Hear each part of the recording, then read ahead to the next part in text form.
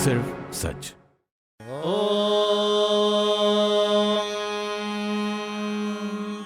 श्री गुरुभ्यो नमः। हरिः ओम्। ॐ नमो भगवते रुद्राय। ॐ नमस्ते रुद्रमन्यव उतोत इषवे नमः। नमस्ते अस्तु धन्वने बाहुभ्यामुत ते नमः। यात इषुः शिवतमा शिवं बभूव ते धनुः। दिल रो रहा है मेरा लेकिन आँख नम नहीं, दुनिया समझ रही है मुझे कोई गम नहीं। कांधा ना दिया ना सही इसका क्या गिला, अरे मैयत के साथ वो है ये एहसान कम नहीं। एक गज़ल की ये पंक्तियाँ आज के दौर की हकीकत बयां करने के लिए काफ़ी हैं। कोरोना के चलते ज़िंदगी को अलविदा कह चुके ना जाने कितने लोगों की यही दास्तां रही है। कोरोना की पीक पर जो मौत का तांडव देखने को मिला उससे शमशान कब्रिस्तान शवों से पट गए। हालात इस कदर खौफनाक थे कि शवों को कांधा देने से अपने ही कतरा रहे थे। ऐसे में जबलपुर में मोक्ष संस्थान ने इंसानियत की मिसाल पेश की और विगत एक महीने में कोरोना से मृत करीब 450 शवों का अंतिम संस्कार करवाया।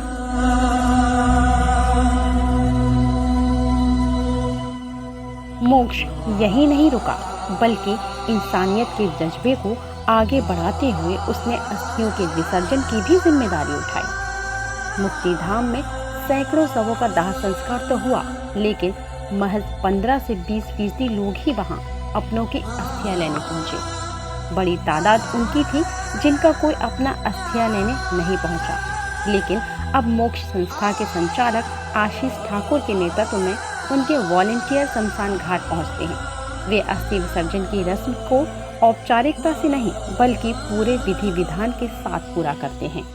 फूल, गंगाजल, धूप बत्ती के साथ चिताओं से खारी उठाई जाती है और तिलवारा पहुंचकर पूजन पाठ कर उन्हें नर्मदा में विसर्जित कर दिया जाता है।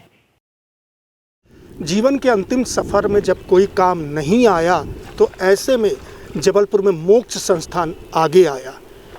कोविड से जिनकी जान जा चुकी थी उनके अंतिम संस्कार की रीति निभाने के साथ मोक्ष संस्थान अब उनकी अस्थियों के विसर्जन का दायित्व भी पूरा कर रहा है।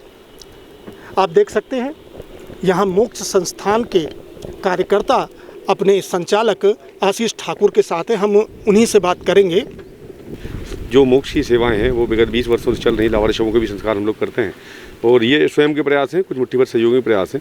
उस दर्द को लेकर कि जिन अवस्थाओं में समाज और देश आज परिवार अपना खून रिश्ते सब टूट रहे हैं, इनको संजोने के लिए, इनको एकजुट रखने के लिए, एक मानवता के लिए, एक धर्म के लिए, एक परिवार के लिए मोक्ष प्रयास करता है। इन विकट परिस्थितियों में वर्तमान में भी बहुत सारे परिजन शवों को छोड़ के जा रहे हैं। कुछ लोग जानबूझकर भी नहीं कहेंगे पर यह ठीक है कि उनको डर है। आज माता पिता का शव छोड़ देते हैं। एक पिता है जिसके 4 बच्चे हैं तो वो 3 बच्चों की खुशहाली के लिए एक बच्चे को दुख तो लिए हुआ है पर उसके शव की अंतिम यात्रा में शामिल नहीं होता क्योंकि परिजन उसे रोक देते हैं। उसकी भावनाएं संवेदनाएं जीवन पर भारी है। तो ये सिलसिला जारी है। अभी हम अगर बात करें कि 60 से 65% लोग जो महाकौशल से यहाँ पर इलाज कराने आते हैं और जिनकी मृत्यु यहीं हो जाती है तो प्रशासन का प्रोटोकॉल है कि उनको संस्कार यहीं करना होगा। ऐसी अवस्थाओं में भी करीब 10 से 12% लोग जो आज मतलब जब कोविड नहीं था तब भी गरीब लोग थे, कमज़ोर लोग थे, मरीज हुआ करते थे, उनकी क्षमताएं नहीं थी तो स्थितियाँ तब भी थी और अब और ज़्यादा विकराल रूप हो चुका है, मृत्यु दर बढ़ी है। तो इन सभी लोगों के संस्कार हम लोगों के माध्यम से होते हैं। हम लोगों के माध्यम से ऐसे निःशुल्क ढेरों संस्कार प्रतिदिन होते हैं जिनके पास कोई आर्थिक साधन नहीं है, लाचार हैं, तो कोविड शवों से घरों से भी हम शवों को लाते हैं पूरे प्रोटोकॉल का पालन करके। उनके अंतिम संस्कार करने के साथ हमारी पूरी टीम लगभग 45 लोगों की टीम है और हमारे 8 वाहन हैं जो सम्मिलित प्रयास से चल रहे हैं। हम सारे लोग इन शवों के 2 दिन बाद, तीसरा दिन जब खाली का होता है तो हम ज़्यादा से ज़्यादा प्रयास करते हैं कि इनका जो अंतिम रूप है जीवन के जाने के बाद उनका राख फूल उनके धर्मानुसार हम करा दें। हिंदू धर्म में हम जैसे कि मां नर्मदा पर लाकर उनका अस्थि विसर्जन करते हैं और वही पूजन पाठ करने का प्रयास करते हैं, वही कोशिश करते हैं। जो प्रक्रिया है कि उनको फूल माला राई ये सारी व्यवस्थाएं गुलाब जल अर्पित करते हुए माता के दरबार में हम उनको अस्थियां विसर्जित करते हुए उनके लिए ईश्वर से कामना करते हैं कि व्यवस्थित जाएँ। ये प्रशासनिक रूप से किस हिसाब से होता है? क्या सरकार या प्रशासन, राजनेता, अधिकारी इस ओर से कितना सहयोग मिलता है, और जहाँ तक आम लोगों का सवाल तो इस ओर से कितना सहयोग मिलता है? बड़ी बात यह कि प्रशासनिक रूप से हमको किसी भी प्रकार से आर्थिक या बाकी हमारे कार्य में कोई सहयोग प्राप्त नहीं है हमें इन 20 वर्षों में। हाँ, समय समय पर कुछ सहयोग के नाम पर हमको कुछ किट्स या कुछ छोटी सी धनराशि प्राप्त हुई है। अभी जैसे विगत मंथ भी हमको जो राशि प्राप्त हुई थी कि लगभग 51,000 रुपये की, उस समय हमारा हफ्ते भर का फ्यूल भी नहीं चलता है। तो प्रशासनिक ओर से इस बात को हम ऐसा कह सकते हैं कि हमको न तो ग्लव्स, न पानी की बोतल, न हमारे सेवादारियों को भोजन, ऐसा कुछ हमको व्यवस्था प्राप्त नहीं है। पर यह बात भी उतनी ही सही है कि समाज से सामाजिक सरोकार रखने वाले जबलपुर शहर में लगभग 15 लाख लोगों की आबादी होगी और 300 लाख लोग यहाँ पर हर जिले कस्बे से महाकौशल जाके इलाज कराते हैं। तो जो लोग भी इन संवेदनाओं से जुड़ता है वो उनका मंदमुग्ध हो जाता है, उनका ऋणी हो जाता है, उनको फॉलो करता है। जबलपुर शहर में हमारे पास हमने एक मोक्ष प्रयास से कुछ लोग हमसे जुड़े हुए हैं, जिसमें महिलाएं भी हैं, पुरुष भी हैं। तो ये इक्का दुक्का लोग, एक से ही गिनती शुरू होती है और फिर 100 इकट्ठे होते हैं या हज़ारों की तादाद बनती है।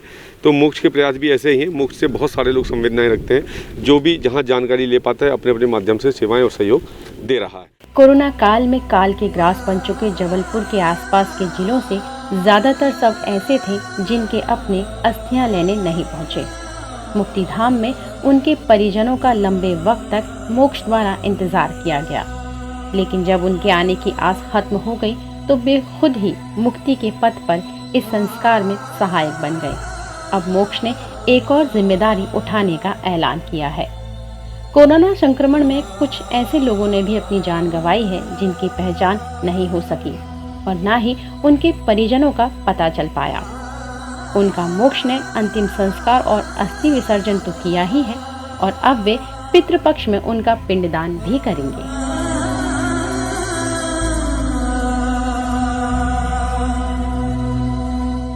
मोक्ष द्वारा कोरोना काल में कई जनहित कार्य किए गए।